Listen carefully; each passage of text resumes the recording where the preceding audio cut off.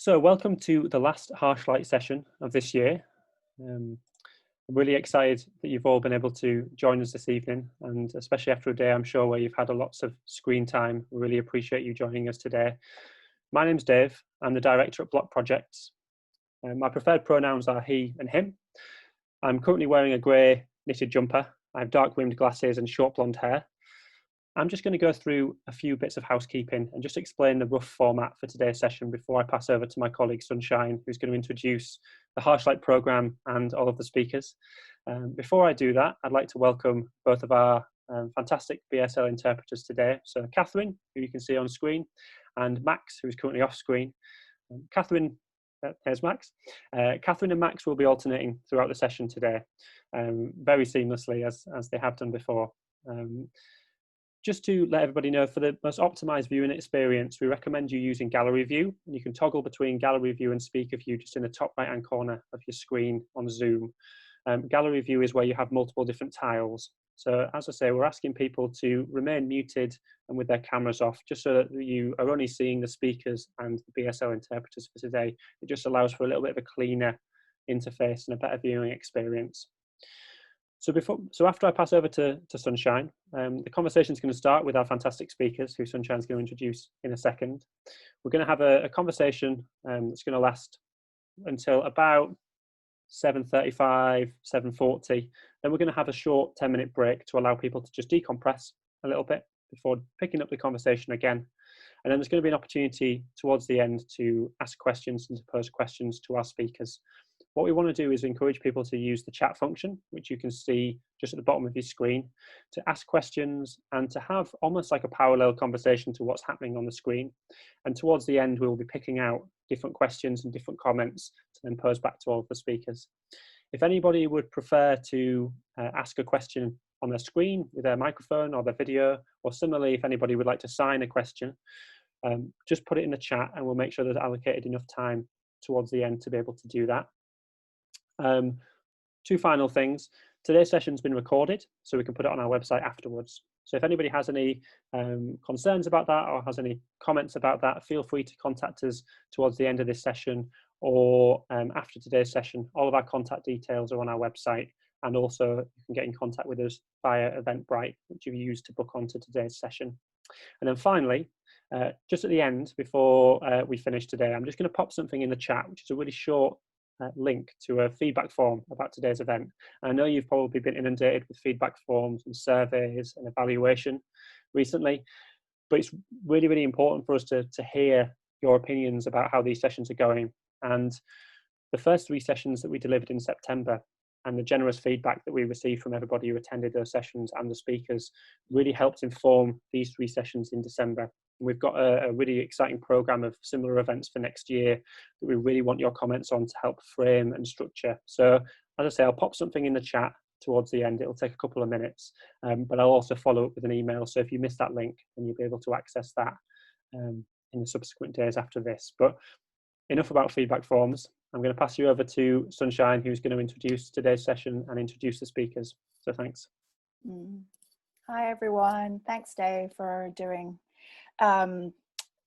us the structure for today. So yeah, hi, everyone. I'm Sunshine. I'm the public program coordinator at Bloc Projects. My pronouns are she and her. And a quick visual description. I'm Chinese. I wear glasses. I have a yellow and green scarf on and a very short fringe. Yeah, thank you for taking time out today, as Dave mentioned earlier, because a lot of us spend a lot of time on screen already as it is. So for you to come in the evening when you could be resting means a lot to us. A little context about Harsh Light. If you've attended in the past, you'll know that we developed this in response to a very tumultuous 2020. And this is also the year that Arts Council England released their 10-year strategy, Let's Create. And so Dave and I felt that there was a need for a platform in which artists, practitioners, and art workers in general can work things through with each other critically and restoratively.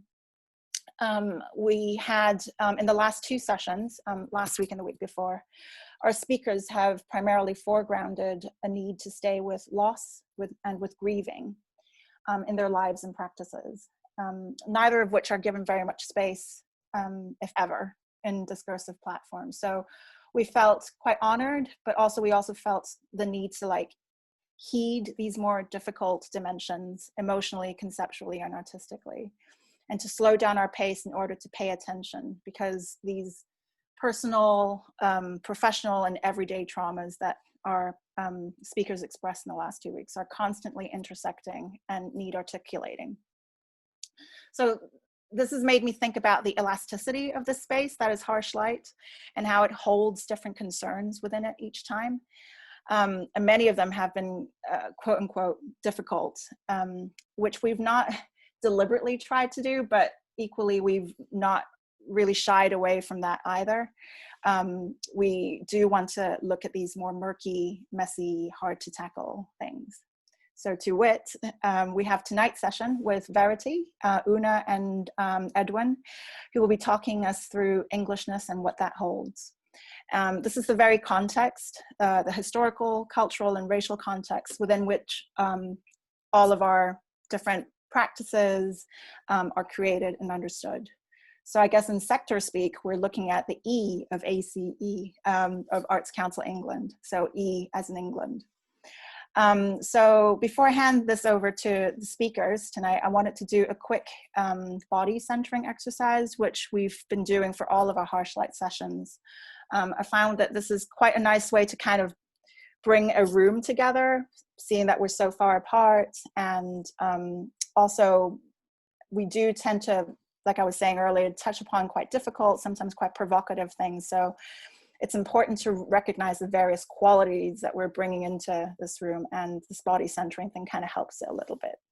So if you will, speakers, you can also do this with us as well. You can turn your cameras off if that makes you more comfortable. We're going to do a quick check of tension and orientation, and I'll leave my camera on so you can see me, and also for our deaf audiences too, they can see me better. It helps to stand if you can. If you can't, then you can remain seated. We're just going to do a quick wiggle and stretch to get rid of those imprints from being sat down for however long we've been sat down. And I was thinking tonight we could do some tensing and relaxing exercises in our arms, belly, and legs. So for each of those body parts, we're going to tense and inhale to a count of 8, and then relax and exhale to a count of 8. Okay, so we're going to start with our shoulders, arms, and hands. So ball your fists and hold your hands and arms really straight and tight, and breathe in slowly, and I'll count you. 2, 3, 4, 5, 6, 7, 8, and release slowly and exhale. 2, 3, 4, 5, 6, 7, 8. Okay, now we're going to do our bellies. I guess that just means kind of holding it in, kind of making a bowl out of your belly, if you understand what I mean. So inhale and tense your belly. 1, 2, 3, 4, 5, 6, 7, 8, and exhale. 1, 2, 3, 4, 5, 6, 7, 8. Okay, so the last thing we're going to do are legs. With your feet slightly apart. If you have, if you can take your shoes off, better yet. Try and tense your legs all the way from your buttocks down to your toes. And if you can dorsiflex your toes, like turn your toes up like that, then that's full tension. So to the count of 8, inhale and tense. 2, 3, 4, 5, 6, 7, 8, and relax.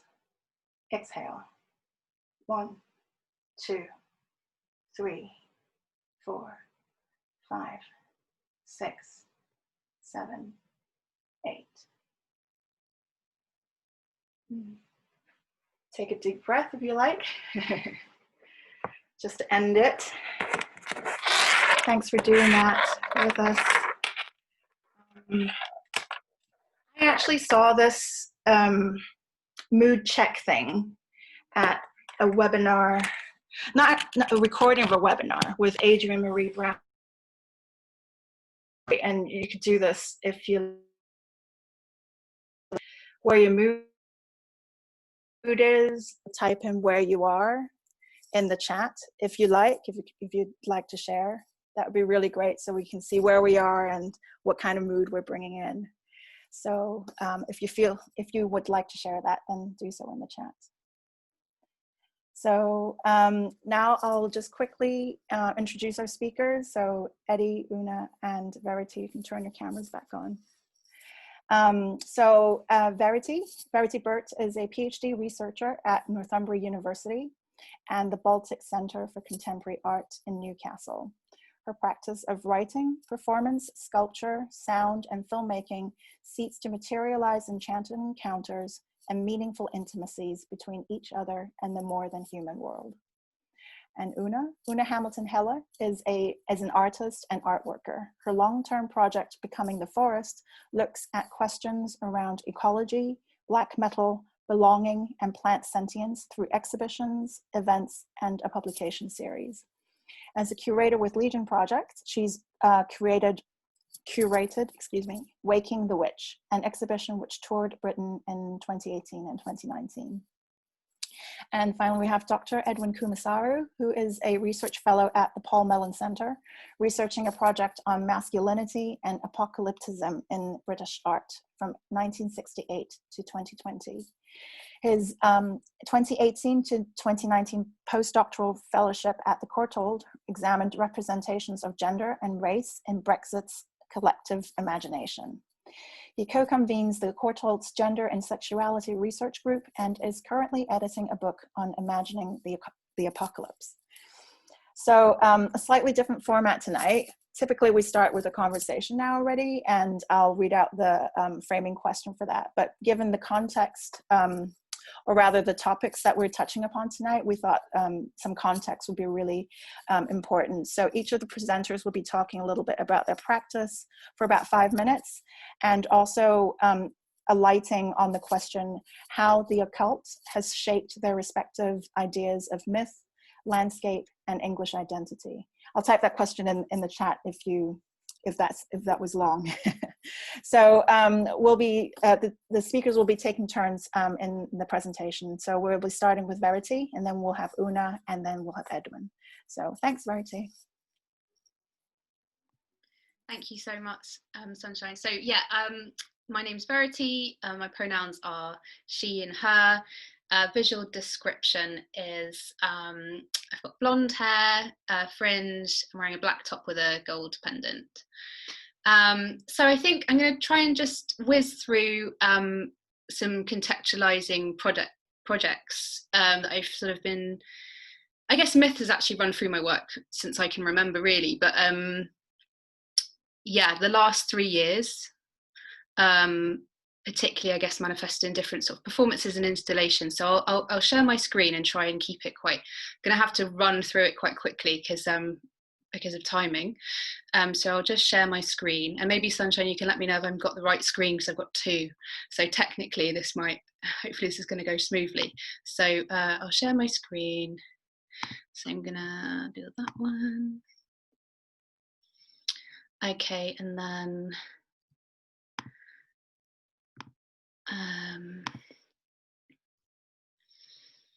yeah, can you see a slide? All good. Great. Okay, so it started, I think, was as these particular kind of clusters of projects started with reading Ridley Walker, actually. So I'm just going to sort of signpost that as an inspiration. For any of you who are unfamiliar, it's a novel written by Russell Hoban in 1980, and it imagines a sort of post-apocalyptic future, but kind of goes back to the Dark Ages. It uses the Dark Ages as a kind of hosting age, I suppose, for this narrative to play out. And the whole book is written in a sort of phonetic language, which is because writing, as it were, in written language has kind of been lost. So it goes back to an oral history, and the whole language is sort of is these fragments from that have been picked up phonetically and transmitted that way. So it's sort of picking up histories after the internet. It's like postmodern,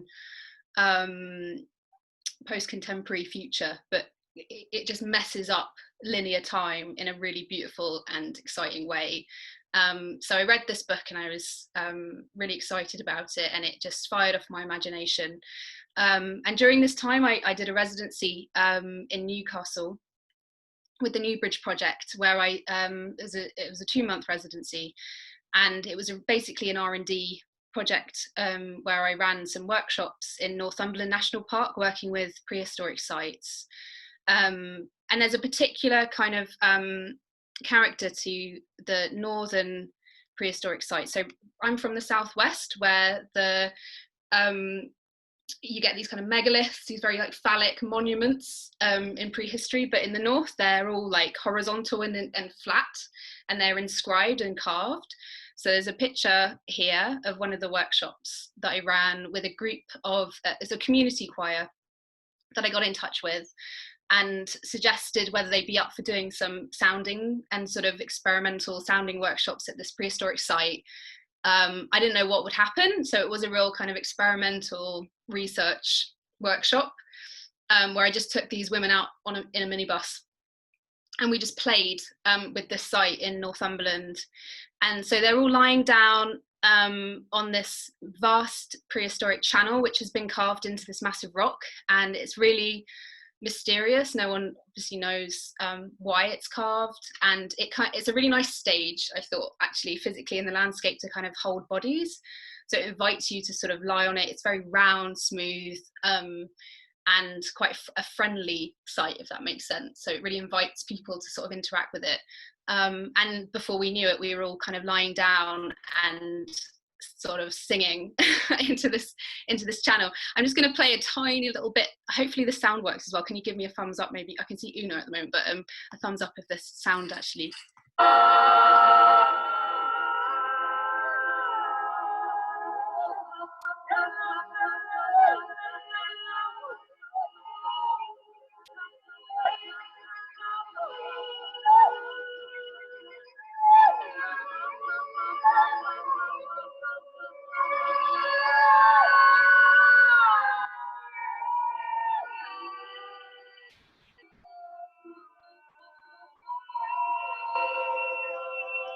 Okay, I'll stop it there.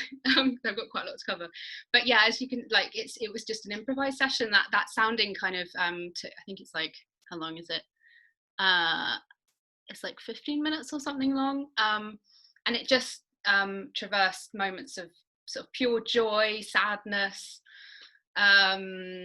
everything in between. It wasn't guided in any way, and that's what I really like about improvisation. I kind of learned about improvisation actually there on that project, and actually how the landscape and the features in the landscape really kind of what they brought to that improvisation, or how they shaped it, I was really interested in. So that was a really amazing moment and a really special moment. A lot of the women had never done anything like that before, and it had some really amazing feedback. And basically for me, it was mainly about allowing permission for things like this to happen, to see, I guess, like what could happen when you allow for a more imaginative and experimental exchange with these sites. In the north as well, they're less policed as they are in like kind of English heritage, like monuments like Stonehenge, Avebury. They're in the wild. It's a less populated county, so there's no one around, so you feel a lot more free to sort of engage with them and create your own sort of imaginings with them. So moving on, oh my gosh, I'm only 5 minutes.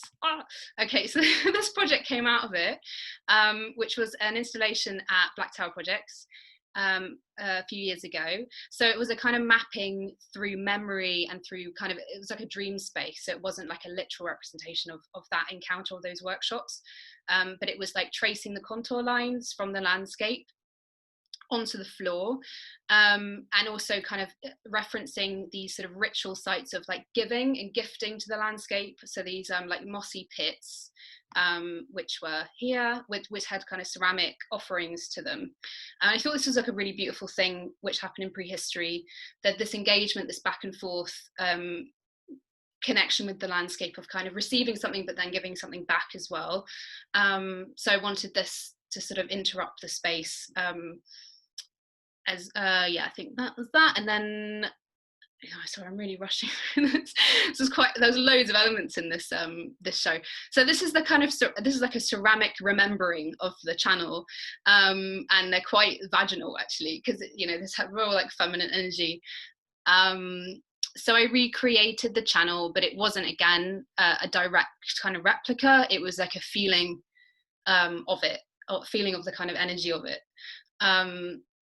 And then one of the girls who was at the workshop in Northumberland came down and did a performance at the space. So it was this kind of transmitting of that landscape that happened at one point in time.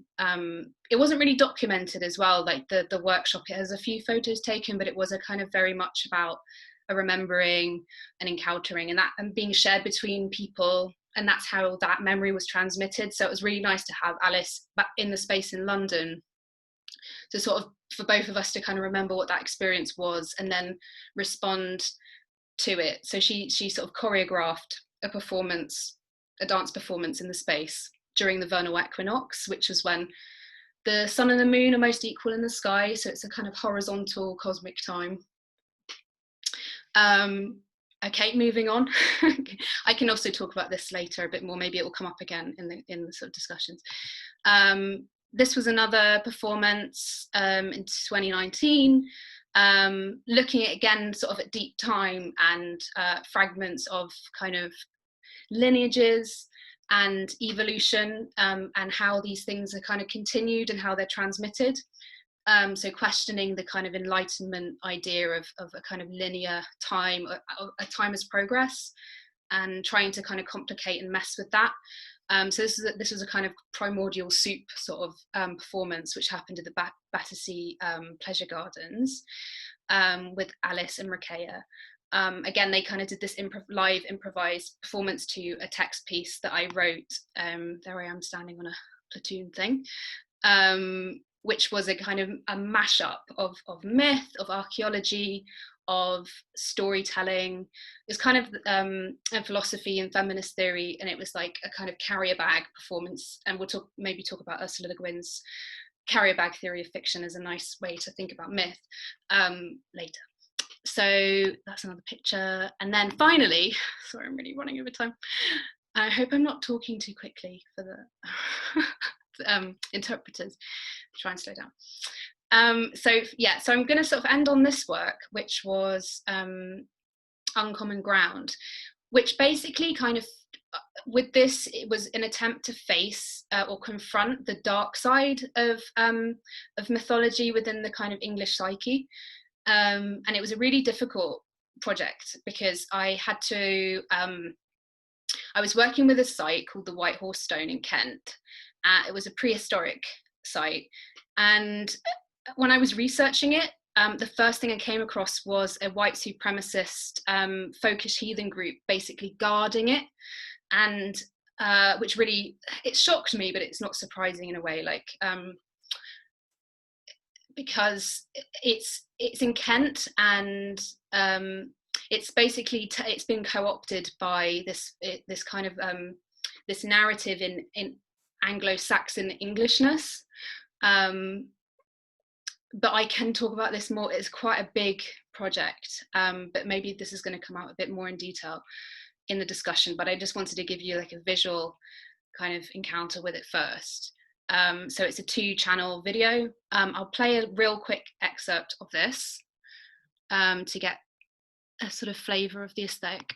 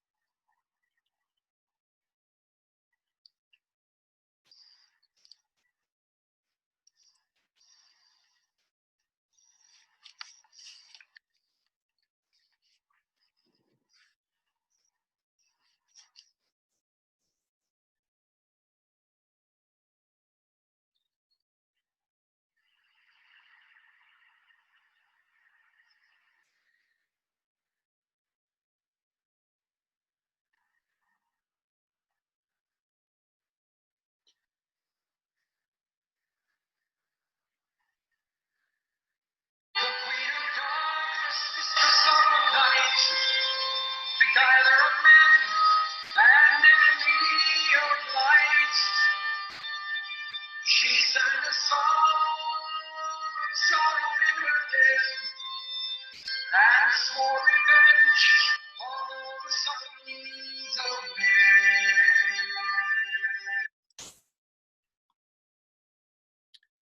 Okay, I'll stop it there. But yeah, the theme song is quite important. It's Beowulf, and it kind of follows this white horse, the sort of icon of the white horse, and how it's been manipulated in through kind of Anglo-Saxon mythology into alt-right narratives, essentially, and trying to also, encountering the stone for the first time, process all this as well. And how I fit into it, and what I'm enabling, and through my interactions with it, and just questioning it and trying to figure it out. The monitor above this film, this was also kind of not complete, this project, because it was like an R&D for a project that was meant to be happening this year, but because of COVID I had to pause. So it's in this state, I haven't quite concluded it. Well, that it probably can't be concluded. It's, you know, it's too complex, but it's an ongoing, basically it's ongoing. So the other monitor was above it, and it was fragments from conversations I had with Dr. Edwin Ethan Doyle White, about looking at kind of English neo-paganist ritual activity around these sites, and he's done some research into alt-right kind of folkish heathens, and try to kind of get access to their rituals, to figure out like what they're doing and how much activity they've got at the sites, and things like that. So the fragments between our conversations, interviews, research that I've done as well, looking at kind of the Anglo-Saxon mythology around that stone in particular, and how it also kind of echoes through Kent, and it uses this white horse as its emblem still. So it's still like this white horse emblem is in the Kent kind of on the flag, which I used in the show, and I sort of blew it up essentially in as the design. I sort of exploded the white horse emblem into fragments, which is draped over the top of the stone, which is where the myth comes from. So yeah, I can't quite go into the mythology of it, but maybe we will in a bit, or you can research yourself if you kind of Google the white horse stone. Opens a can of worms. So I'm going to stop because I'm really over time, but yeah, hopefully we'll sort of expand on some of these things. So thank you so much. Thanks, Verity. So we have Una Hamilton Helle next.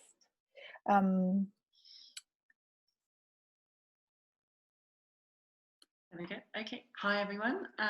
Thanks so much, Verity. That was super interesting. Thanks also for the invite, for having me today, and of course to Sunshine and Dave for facilitating. Really looking forward to the discussion. So I'm going to try and share my screen with you as well, and try and be equally quick.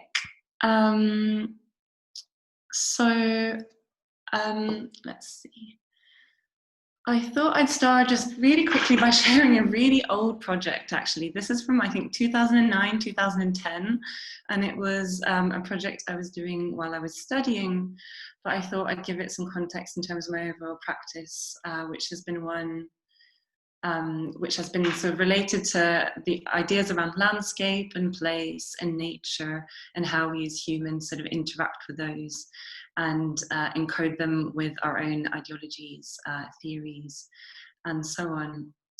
Apologies as well, quick visual description, long hair, sort of dark blonde, black top, trying to grow my fringe out so it keeps getting in my eyes. So this project here was called the Ley Archive, and it was so I studied photography and came from a very photographic background before sort of expanding my practice. And something that was quite discussed at the time was this kind of idea of aftermath photography or trauma photography, and this sort of slightly esoteric idea that sort of events could linger on in places. And the question then being, is that something that can be captured through, say, a camera? So I sort of started looking at that during my BA, more sort of political events related to my dad's Northern Irish experience during the Troubles. And sort of during this project expanded it more into my own, I guess, interest in the English landscape as someone that had quite recently moved there as well from Norway, which is where I grew up. Born in England, but mostly spent most of my education and childhood in Norway before I moved to England for 15 years.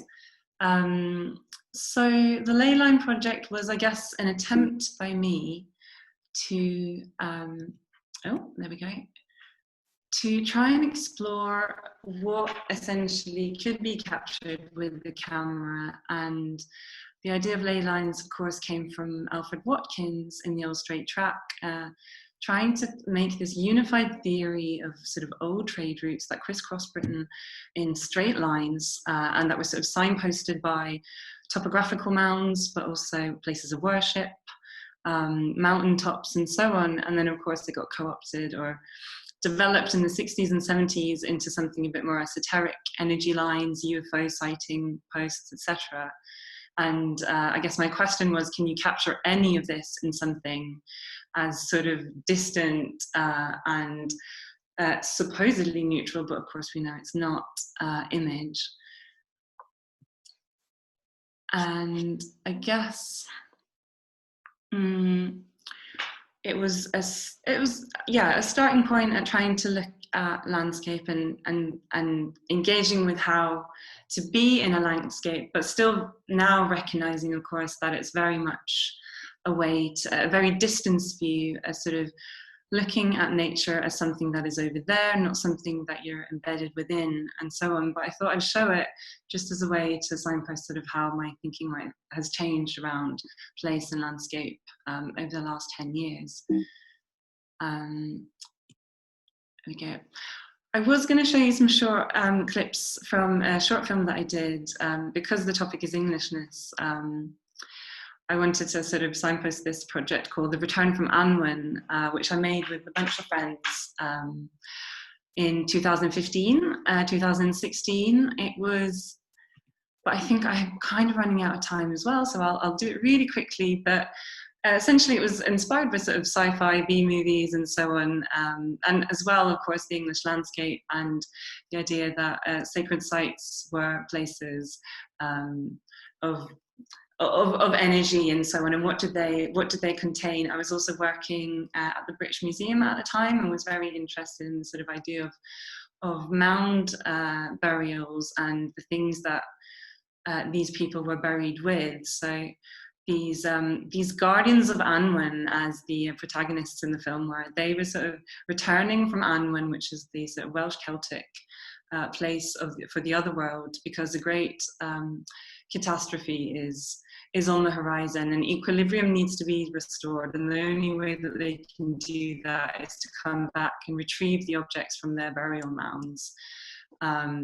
It was quite tongue-in-cheek in a way, but I think as well it sort of it was recognizing that something was happening, and at the time I guess we thought of it as it was climate change, there was political shift in the air, and of course the year that it came out was also the year of the Brexit referendum, and of course Donald Trump getting into power as well. So I don't know how much the Guardians of Anwen succeeded, but I think that means there has to be a sequel at some point. And then I thought I'd concentrate on Becoming the Forest, which is sort of long-term art project that I've been doing on and off probably for the last 10 years, I guess. And it was again a way for me to look to, or sort of interrogating a sense of belonging, and what does belonging mean? What is heritage in the context of growing up somewhere and feeling in connection with a certain landscape. So I looked back to Norway, living in London as I did, and I guess with a really romantic view, but also trying to find, reconcile the romantic, the sort of longing and yearning and connection that I was wanting to recognize, but also how to sort of take a step back and critically ask what that means. So I looked to the subgenre of black metal, an extreme metal subgenre that I'm sure many of you are familiar with, but that sort of developed in Norway in the 80s and 90s, and that has used landscapes, especially Nordic topographies, spruce trees, icy mountains, etc., very much in its aesthetics. So album covers, lyrics, band photos, and so on. So using black metal as a sort of way to look at how topographies and nature maybe forms people, not in an essentialist way, but how there's a give and take, I guess, in that environment, and what does that mean? So it's taken lots of different forms. Stories, short stories, creative writing stories about black metalers worshipping the spruce tree so much that they become the spruce tree, wanting to sort of bury down into the soil and stretch roots into it, and arms to the sky and becoming a crown. It's also taken the form of video and film, where I sort of look to Norwegian folklore as a repository of older knowledge when it came to how to act and be in the landscape. So as in many cultures, the old Norwegian folk tales often are warnings of, don't go too near the lake, or make sure you don't disappear, or etc., etc. So I was looking at black metalers in a way as this sort of Jungian shadow of the Norwegian soul, who had sort of walked across the threshold and gone into the forest and kind of gotten in touch with nature, and were showing, I guess, the darker side of Norwegian society. As a context to some of the projects or some of the artworks that I've made, I also started publishing a zine, which became a way for me to sort of explore those ideas a bit more critically. I can see Sunshine, so I'll hurry up. But in a way, so Becoming the Forest, which the publication, which I edit with Lotte Brown, who's Belgian, has been a way for us to bring other conversations and other voices into the mix as well. So, for example, in the last one, this one here, issue 3, we commissioned an essay from Tom Jeffries where he looked at the Birt tree in Russian art history and myth creation. We also had an essay about how the oak forest was instrumental in the sort of nation forming of Germany as a modern nation, of course during Romanticism, but also then during the National Socialist regime, and then sort of later on in the 60s and 70s, sort of back to nature kind of vibes. Equally, I've focused quite a bit on trying to interview scientists who have perhaps more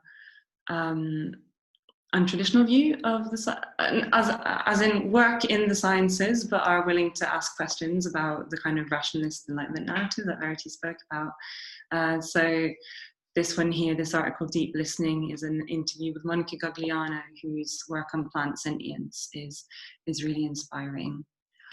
And then quickly, I thought I'd just talk about the last Becoming the Forest project that opened on All Hallows Eve last year. And I was going through these photos earlier, and I just can't believe there were so many people in one place and so close.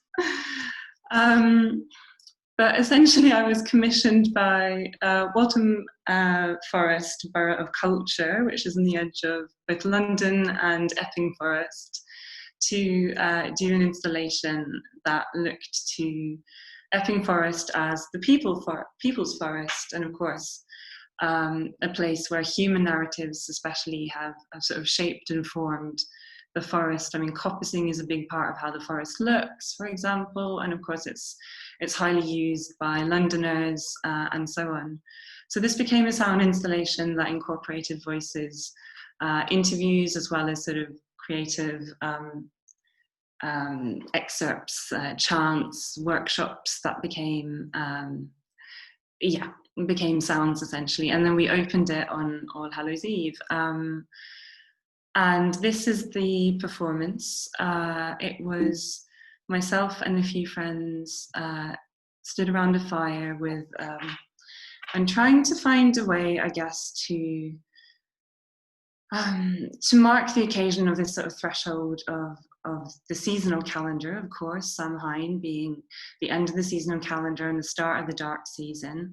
It was originally supposed to be the date that England was supposed to leave the EU, of course, and it being in the borough of Chingford, which was a bit of a Brexit borough. Obviously there was a need, I think, from my point of view anyway, to kind of gather people together and try and find a way that we could all occupy the same space. So we were all clad in capes with Ogum symbols, as well as having them painted on our faces. The Ogum alphabet, Celtic alphabet, also often called the tree alphabet, is a sort of a marked alphabet that was used by the Celts, Irish and Welsh mostly, but that both represents a sound as well as a letter, but also a tree. So that's me there in the U symbol. And the U, of course, also has connotations with the crone, with rebirth and endings, and as a sort of a guardian of the underworld. So all of us kind of blended on all these different influences and kind of made a sort of chanting performance, which included song and a way of people of coming together through a bit of thread that we passed around and everybody sort of held on to, and then I invited people to channel into their piece of thread. They got them cut off and channel into their piece of thread something that they maybe wanted to let go from the year that had been. And I at least thought it was incredibly moving seeing, you know, black metal kids in their 20s with corpse paint on and guys in their 80s just come down from Chingford train station, standing together and doing this. So it was a bit of a profound moment, and even more so now that we can't really be together. But I think I'll stop it there so that Eddie gets some time to speak. Thank you. Thanks so much for that, Una. So interesting. I'm aware also that we've got a little bit. We're running over a little bit, so we're going to break at 10 to 7 instead, I think, just to give Eddie some time to do his presentation. So thank you, Edwin. Here you go. Hello. I just want to say thank you so much for inviting me here tonight. I'm really excited to be taking part in this event, and I really loved the previous two presentations. Such interesting and important work. I'm also really interested in having a conversation about Englishness this evening. As someone who's mixed race, I've always, I suppose, felt like I've had quite a complicated relationship to the idea of Englishness. So I'm looking forward to talking about that more and thinking about it more critically. But first, I'm just going to show you a couple of slides and talk about some of the research I've been doing recently. If you just bear with me. Can everyone see that okay? Wonderful. Okay, since 2018, my research has been driven by a couple of questions. Firstly, why has occult imagery become so important for feminist art and activism? And I mean, obviously this has happened across time, but particularly in the fourth wave.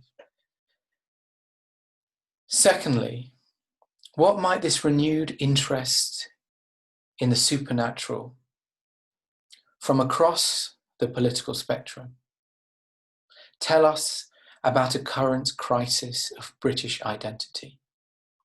An identity heavily shaped by colonial narratives of enlightened Europeans supposedly spreading rational modernity while committing oppression, murder and theft on an unimaginably vast scale.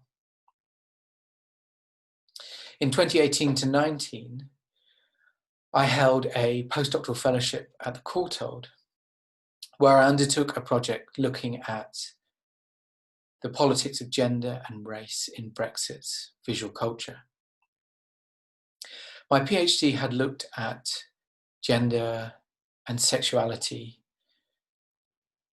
and the legacy of the Northern Irish Troubles in contemporary art. So I was particularly interested in the way artists had responded to the issue of the Irish border in EU negotiations. In 2017, and the image is on the bottom right here on the screen. In 2017, Rita Duffy collaborated with a group of cross-community, Catholic and Protestant, women from both sides of the border in Ireland to create an installation that straddled the geopolitical line itself. A series of hand-knitted votive figures, orbs, and disembodied cats' heads were exhibited across the Belcoo Black Lion Bridge. And then the image immediately above is from an exhibition that took place in 2019 in Derry, Londonderry, where Candida Powell-Williams exhibited sculptures inspired by tarot, and particularly interested in feminist readings of tarot, and held a supernatural performance on the city's Walker Plinth. That same year, and this is the image on the left, Ursula Burke displayed a series of sculptures and wall paintings at Paris's Irish Cultural Centre, made in response to Brexit. The show moved to Belfast's Ulster Museum in 2020. A series of surreal and otherworldly landscapes and magical figures. I also started to look into the history of Somerset House, where the Courtauld is based. And it's been based there since about 1989, I think. The building was once the headquarters for the Royal Navy, the Royal Learned Societies, and the HMRC, or once Inland Revenue, all implicated in histories of empire. In 2018, Project O, this is the image top right, Jamila Johnson-Small and Alexandrina Hemsley were commissioned by Somerset House Studios to produce a video installation exploring the history of the site.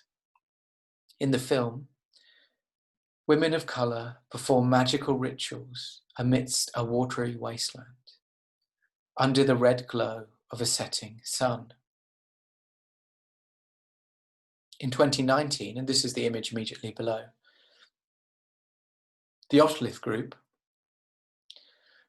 Angelica Saga and Kojo Eshon, created Infinity Minus Infinity, a video that explored connections between the British slave trade, UK immigration, histories of capitalism and climate change, narrated by supernatural seers and occult figures. I became interested in why, in the aftermath of the 2008 financial crisis, feminist and anti-racist culture and activism had increasingly turned to the occult as a medium, at a time in which the far right shared satanic memes and dark conspiracy theories. Some of the upsurge of interest in supernaturalism was also related to the rise of corporate wellness culture, a response to welfare state cutbacks and increasingly precarious patterns of employment since 2010. During the last 10 years, centrists also became preoccupied with magical thinking and their own conspiracy theories, unable to accept the consequences their austerity policies had accelerated violent social inequalities. As feminist and anti-racist activism surged after 2010, so too did far-right extremism. Brexit both articulated and exacerbated a crisis of British identity and the UK's place on the world stage. a colonial narrative of rational and modern European empires spreading civilization to those they deemed primitive or supernatural, had once created an imaginative conceptual binary between magic and science, but one that never existed in reality. In 1876, English traveller William Hepworth Dixon proclaimed, quote, "If we wish to see order and freedom, science and civilization preserved, we shall give our first thought to what improves the white man's growth and increases the white man's strength." Recent books like journalists Angela Saini's Superior and neuroscientist Gina Rippon's The Gendered Brain have challenged the idea that science was ever neutral or objective. Rather, the discipline was totally implicated in prejudice, power, and projection. Outdated conservative rhetoric hasn't completely disappeared. In his book, The Madness of Crowds, journalist Douglas Murray condemned the waves of left-wing activism since 2010, complaining that, quote, "people are behaving in ways that are increasingly irrational, feverish."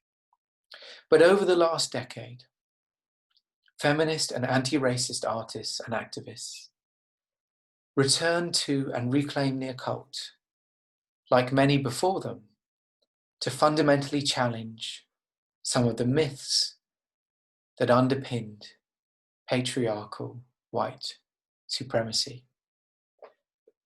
Thanks. Thank you so much. Oh, there's so much there. I would love for the conversation to start straight away. But I think it's probably best for us to break a little bit now, for our signers to have a little pause. Thanks so much, Max and Catherine, for sticking around a little bit longer. And let's say we'll come back just before 5 after 8, I think. So thank you so much, Verity, Una, and Edwin, for your presentations. It's really kind of laid the ground for the conversation in terms of the kind of images that we're referencing and the materiality of the myths themselves. I had written in the chat that I was really struck by that story you told, Verity, of people standing guard at the site. And it would be great if we can start kind of thinking about the sort of the ambivalence of myth. And you had sent over a couple of questions, so I think I'm just going to read those, and then I'll put them in the chat for our viewers to read more closely. And then I think I'm just going to hand it over to you to kind of weave that conversation together based on these 2 questions. Is that okay? All right, so the 2 questions that we're going to tackle tonight, the first one is, how do materials, beings, and sites become co-opted into story and myth and powerful agents in myth transmission? And the second one is, what stories and myths can artists today extract from the land that will forge a path for a post-Brexit Britain that is inclusive, healing, and open? And how does this approach include a celebration of Englishness? So thanks.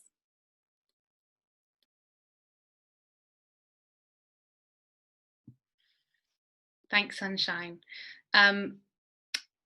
So are we starting, sorry, which question are we starting with again? Is it the original one, or which was the occult, or was it the materials? Yeah, I think, well, it would be good to actually have some context of how the occult has shaped your practices individually first. So I'll put that in the chat as well. So how the occult has shaped your respective ideas of myth, landscape, and English identity. So yeah, I'll put that in. yeah, and they are all, I guess, interlinked as well. I think personally, why I was drawn to the occult, or I guess actually in a lot of ways pre-modern tools for navigating the world, because politically a lot of things were going wrong, environmentally, with the Brexit vote, financially with the crash. So I graduated in 2008, so I left uni in 2008, and then I started uni in 2008 when the crash happened, and so everything felt very much like it was falling apart, and the stability that was I guess being promised to me as a young person then was just completely false, and so I was feeling very betrayed in a lot of ways by my country, I suppose, and seeking I guess an oppositional position, and feeling very kind of drawn or seduced by, at that point, tarot, magical thinking, ways to generate, I guess, imaginative hope in a very hopeless situation, and it came to feminism at that point as well, and I think about, I guess because it's a kind of seen as it's oppositional tool to a rational position, so it allows for mystery, it allows for imagination, it allows for nuance. Nothing is particularly fixed. You feel much more kind of in control as well in that sense. So I was using tarot to I was using tarot to kind of guide my work at that point and make decisions for me in a way, and take relinquish control. Sort of you gain control, but you also relinquish it, and take my work in in different ways, and sort of open up possibilities and openings for those things. So I think that's how I was drawn to the occult. But I guess I sort of don't see it in a way as a supernatural thing, or as something other than or more than nature. I see it as a way to kind of almost connect very much with natural forces or phenomenon that are present in nature, and so I'm trying to sort of see it in a very postmodern way, as not as something kind of transcendent, but actually kind of reconnecting with a more like materialist or new materialist approach to landscape with identity, with ways of being, if that makes sense. But I'll pass over to Edwin, if you wanted to. I guess I could sort of echo that very much, and sort of expand on sort of relationship to nature. I guess having grown up in with a certain narrative, I guess, being told in a Norwegian context, and then of course moving to England where there's a different narrative, but also sort of always being in, I guess, political milieus that sort of put a questioning or a critical sort of slant on the big grand narratives that we're told. I was sort of drawn to occultism and I guess mysticism at quite a young age, just because it didn't feel like the bigger narrative that nations, for example, tell themselves, felt implicitly didn't feel right from the get-go. So it was, I guess, looking to other less accepted theories with almost just as much value, or seeing if they might have some value in the same way as the ones that we were being told. So similarly, I think it was an oppositional tool, but also, I guess, also just retaining a sense of imagination and not sort of buying into a sort of, I mean, at least in Norway, there's this very sort of Protestant work ethic where, productivity is everything, and, rationality is sort of the continuation of that. And it didn't quite buy into that, I guess, when I was growing up. So I struggled really hard to kind of keep a sense of yeah, imagination, enchantment, and I think I found that in sort of occult theories as well as folklore and such, and also just trying to understand from a historical perspective when, you know, when myths are being told or history is being told, folklore is being told, what is it we actually are listening to? Are we listening to somebody's interpretation of something, or is it an actual belief? And trying to kind of, knowing full well that it's not quite possible, but just trying to set myself, I guess, in that mindset, and just being interested in history in that way, and sort of embodying a subjectivity that it's hard for us to get in the modern world, but at least attempting. I suppose my first interest in or interaction with, you could call it the supernatural, would be through my father and his family, who were interested in or connected to Southeast Asian forms of spirituality like Buddhism. But I guess, you know, around the time I started to work on Brexit, I became very interested in why not only did Leavers and Remainers use the occult as an insult, they you know, attacked each other for magical thinking and for unicorns and etc., etc. But I started to realize that actually there were so many aspects of activism from across the political spectrum in that decade that was turning to and interested in magic. And I really like what Verity said about control, because I think that's a really interesting part of it. There's a BBC News article from 2018 called something like Brexit leads to a resurgence in tarot. And in that they quote someone who talks about this idea of feeling more in control. And there's certainly something very interesting there in the occult or magic being precisely a place to dramatize some of those tensions. I think especially in a moment of intense uncertainty about the future, and trying to look for ways to narrate a story to yourself.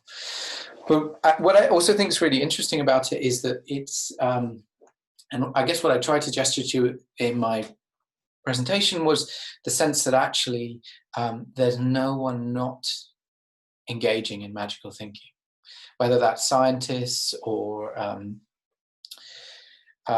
political pundits. Actually, it's a facet of that we all do all the time, and that's why it's particularly interesting to see artists explicitly take it on, because it tells us something much more deeper and profound about our society. And I guess fundamentally, what it comes down to is storytelling and the ability of narratives to conceptually present the world for us in certain ways. And there's obviously a politics to that.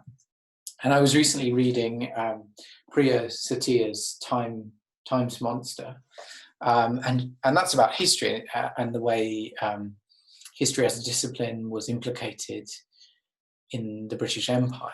But she starts with basically saying that astrology is not so different from writing history in that they're just forms of storytelling. And it's the deeper underlying stories that shape possibilities and impossibilities, as well as you know, as Verity pointed out, material conditions too. But I think that's why I find it really interesting, actually. Yeah, I'm just going to pick up on that idea of storytelling, because I think when you first start to realize that the sort of false sort of truths that you've been taught, and start to get a kind of critical awareness, and realize that everything is a form of myth making, you know, science is a myth, and it kind of and the sort of hierarchy of belief and value that we attribute to certain myths over others, and also, yeah, who's telling what myths for whom. So in a way, for me, through my practice, it was a way of reclaiming, especially kind of a feminist myth making, and there was a heritage, I guess, because I'm part of the fourth wave of feminism, revisiting a feminist myth making trajectory, I suppose, looking at how artists have used that, and for what, and that, how that's shifted too, because of, I guess, compared to second wave feminists, who different changing ideas of gender, and the myth, and how gender and myth are intertwined, and then sort of taking a kind of intersectional post-gendered feminism, and these things keep kind of expanding and breaking down, and it can be really overwhelming. And so I think for each generation as well, it's like also how myths have sedimented, I guess, into the body, and how we kind of excavate those and look at them. And I think for a lot of people, not having the tools to be able to do that, because thinking especially about whiteness, and sort of white supremacy that we've been embodying in white Western culture for centuries, and how that's sedimented into our very bodies, to try and really kind of excavate that and face it. I feel privileged to be an artist, to be able to kind of do this as my practice, as a kind of aesthetic practice. But I suppose a lot of people don't have the tools or know where to start with things like that.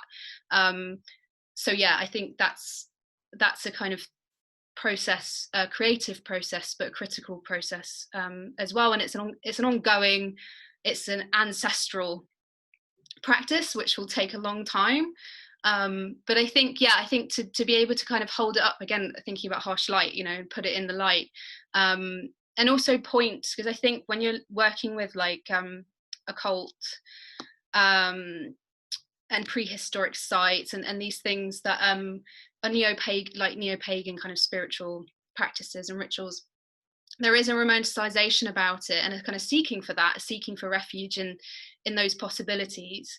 But yeah, I think when you do encounter kind of white, there's so many overlaps between, there's a real grey area, especially where those sort of like liberal left pagans sort of tip into the sort of alt-right folkish heathens, and you're like, which, and those spaces are like very contaminated and confusing.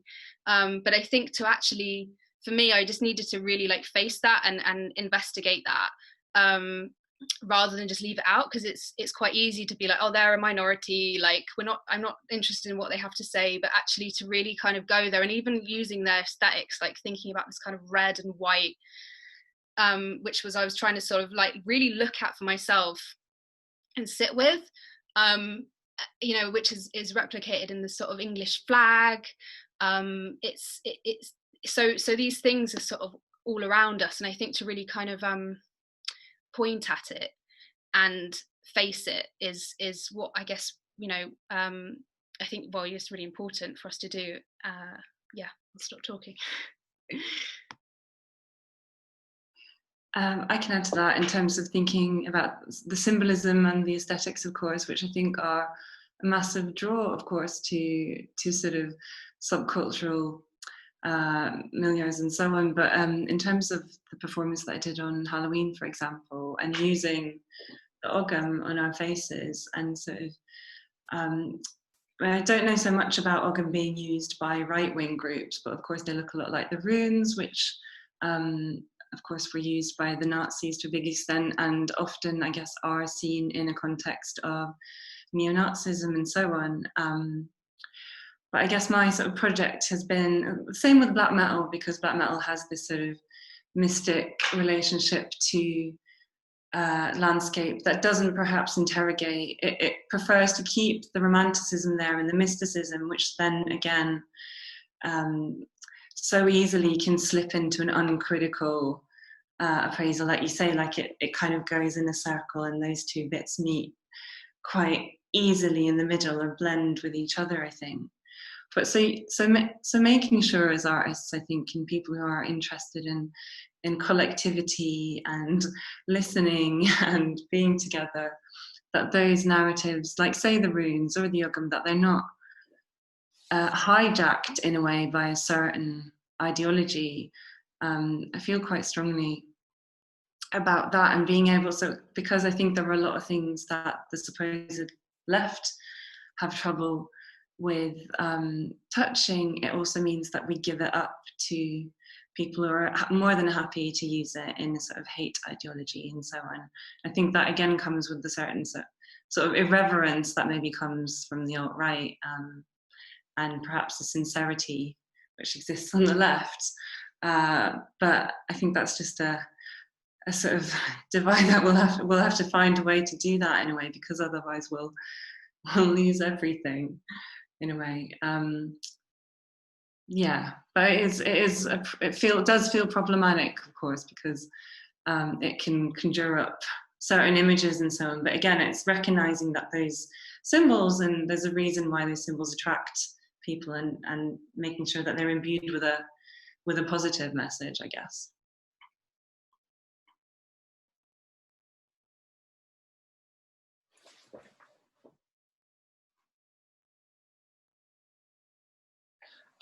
Should we talk about Englishness itself?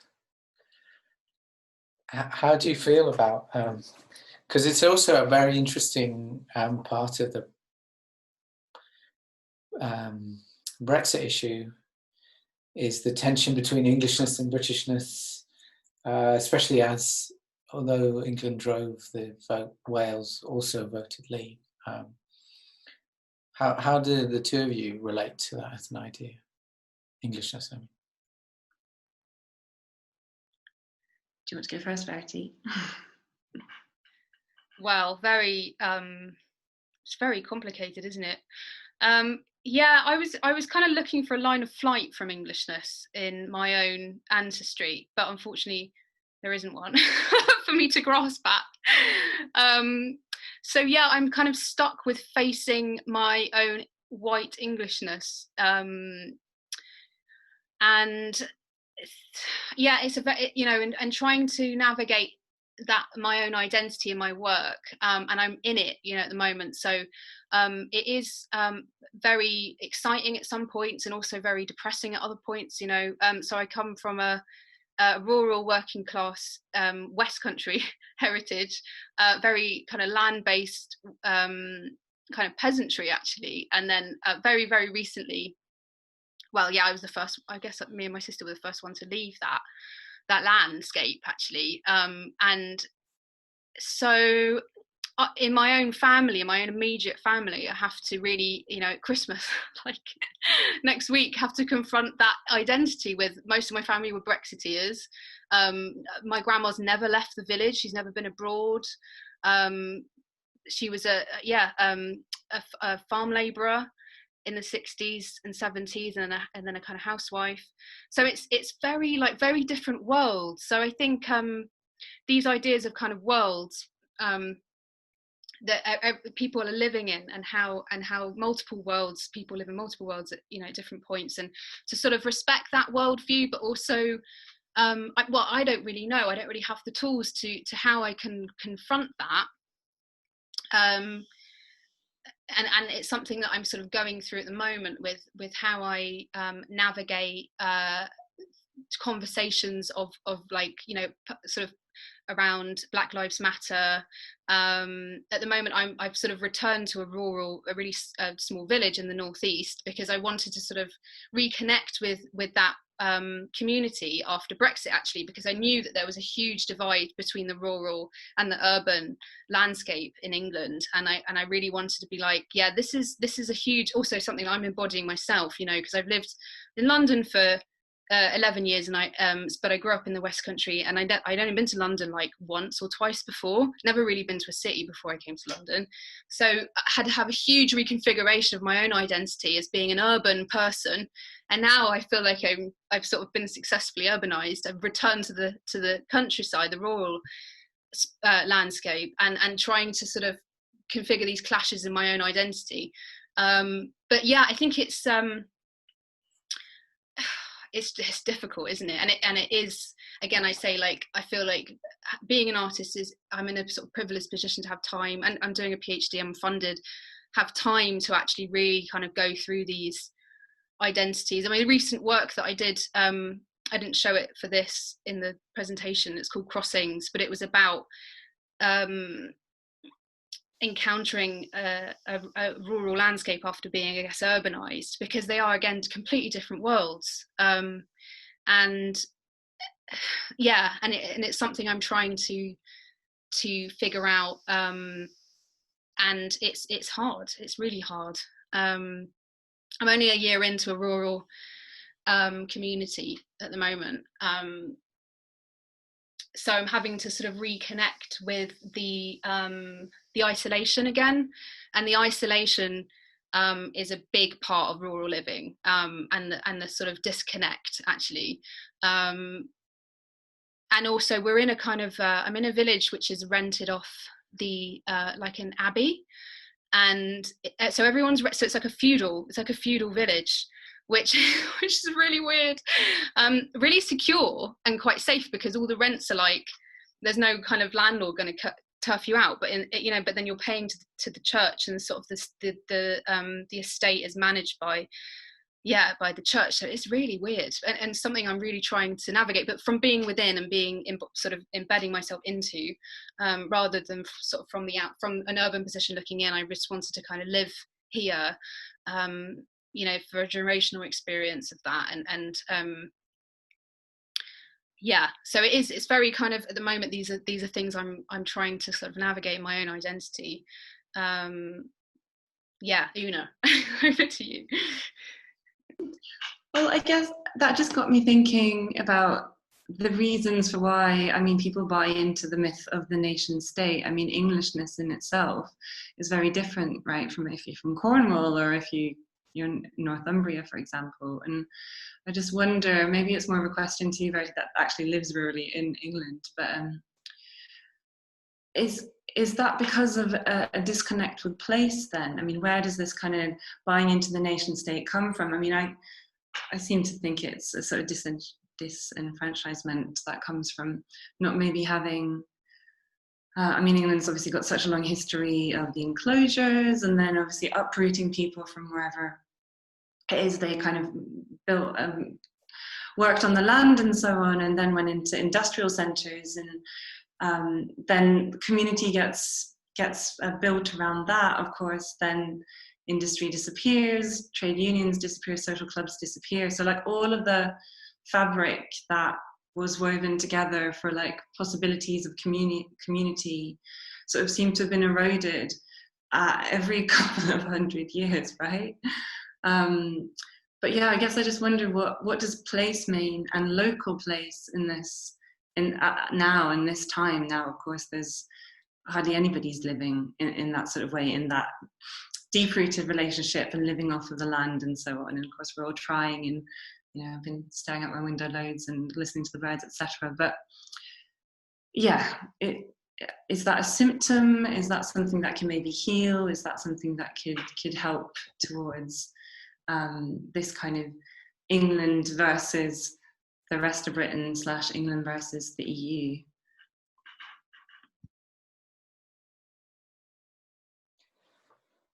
It's interesting, just what I just thought of then, a lot of the writing I've done recently has been about the Irish border and the history of magic in Ireland, and there's a really interesting relationship between hundreds of years of magical beliefs and practices that are really tied to the land, and particularly an anxiety, I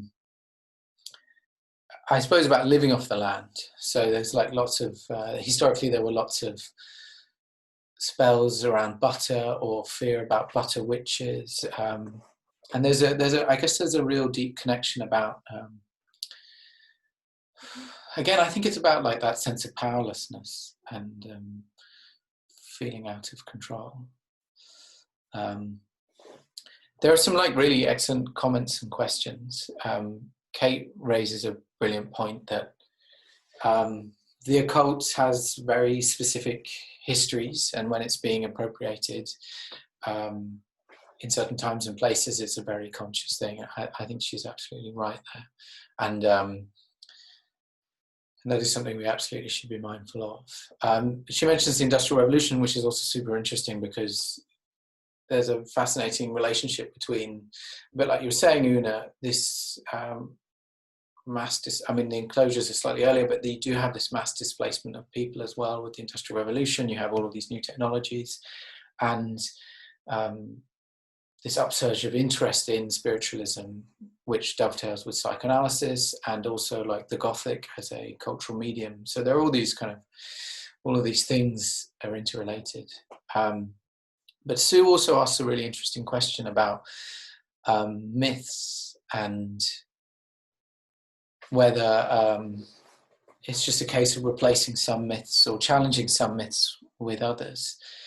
And I suppose obviously I'd love to know what you two both think, but my initial reaction is, I suppose everything is myths anyway, but there is no objective truth or reality. So I suppose it's, which is not to say, like, quote unquote, nothing matters. It's just that therein lies the politics, I suppose. You know, like you said brilliantly, Una, if the nation state is a myth, it's one with a politics attached.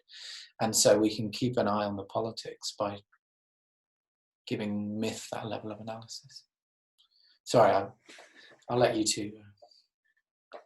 Is there anything you'd like to say about that? Yeah, I just want to think about, I guess how I think about my work is through counter myth making in a way, like I guess because it sort of it shines a light on that very fact that everything is myth, and that's not to say it doesn't matter, it doesn't have power. It's these are kind of imaginative worldings, you know, capitalism, the way we live, money, it's all a myth. It's all a myth that we all believe in. It's a share, you know, it's how we share those beliefs and put them somewhere, and that gains power. So I think through trying to create alternatives, especially in the time of, like, you know, climate change and fascism, all these things which are growing power through their myths, you know, it's like, well, what myths can we kind of generate to counter this, and also to sort of, I guess, opens up new potentials. So it doesn't, you know, because some of these myths can close down other myths, and it's just trying to keep as many open as possible for me, you know, and sort of as many possible worlds as possible. And I really like Donna Haraway's sort of recent sort of book, Staying with the Trouble, because it's like we're staying with the trouble of all these sort of problems, and to stay there and know that it kind of matters what worlds so what worlds enable new worlds. So yeah, like thinking about the Enlightenment as the modern world as we all live in and participate in, that was created by certain people to enable other worlds to happen, to enable imperialism, to enable capitalism, to enable patriarchy. So these worlds enable other worlds. So I'm just thinking of, like, how can we generate different worlds that can enable a kind of feminist, you know, worlds for queer, worlds for trans, worlds for non-conforming folk, basically, because the myths that have been, the modern myths that we all live by now, have been generated to basically, you know, support very few people. They would be cis, white, able men. So that's a very, very small amount of people that the world we're actually participating in now enables. So I think the more kind of worlds that we can generate that enable others to participate in life, the better. So I think, you know, it is a case of more, because I feel like humans, we need myths to live by, and myths to kind of connect us, myths to sort of to live with. So sorry, big sort of rambling answer, I'll let you know, because I think we're running out of time, aren't we?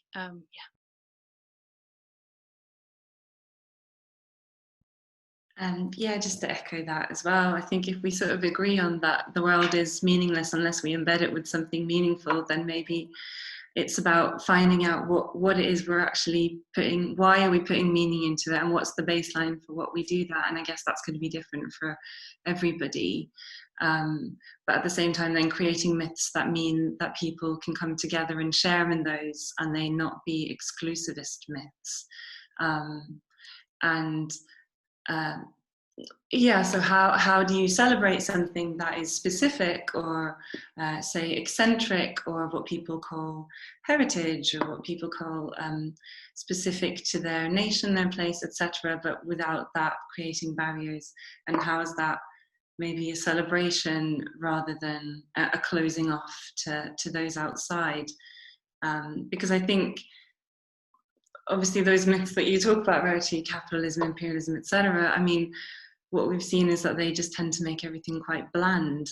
And actually that's probably a lot of the sort of why people are attracted to the ideas of like heritage and celebrating culture, or whether it's the occult and so on, because they have a sort of tingle of eccentricity in them. At least for me, that was, I guess, what I've always found about England and the UK, etc. It's full of eccentrics and weirdos, and there should be room for all of that, I guess. It's just saying it very simply, but it's finding spaces, I guess, where we can celebrate those together. I mean, it sounds so simple when you say it like that. Yeah, and I just want to say as well, like, that myths can all be different, you know. There's no, I think the problem with the myths we're in at the moment, or the myth we live by at the moment in the West, it's very kind of restrictive, and to kind of open up a plural space for multiple and different myths, to reflect the difference and the complexity in human beings, you know, and have that as not as a threatening thing, but actually as a kind of joyful thing, is I think really, really important to not be threatened by difference and strangeness, or newness. But I think it's the myths we live by now teach you that's something to, you know, so we're all tied up in the way we think is the myths that have been set by us from the Enlightenment still. So, you know, and that was basically Descartes. There's like a couple of guys in Europe. So, you know, it's like when you kind of really excavate and find the root of these things, you're just like, oh, it's just a group of guys that made this whole world up. Like, so I think but history erases that, you know, it's like, no, like we want to hide this. But when you realize that, I think the multiplicity and pluralism is super important. And I think the space for that as well is really vital. I'm afraid I'm going to have to butt in and try and round this really, really great conversation off. I mean, I really liked what Una was saying earlier about this tingle of eccentricity, or this tingle, you just know that there's something that's not quite the same, or not just the same old ho-hum kind of thing. And I really noticed that in a lot of the images that were shared today during the presentations. And I wish we had a bit more time in order to kind of like really take them apart, because I would love to hear about how the audience's reactions were to your work, and and so on. But I'm also really aware as well that we've already run over time, and I'd like for everyone to be able to go rest for the rest of the evening. So thank you so much for this great conversation, and for bringing so many different coordinates into this map. And I feel like we can all still go away and have, you know, use this as a way to kind of stimulate our thinking about myths and Englishness. And hopefully we can have some kind of follow-up conversation. Okay, so thank you, everyone.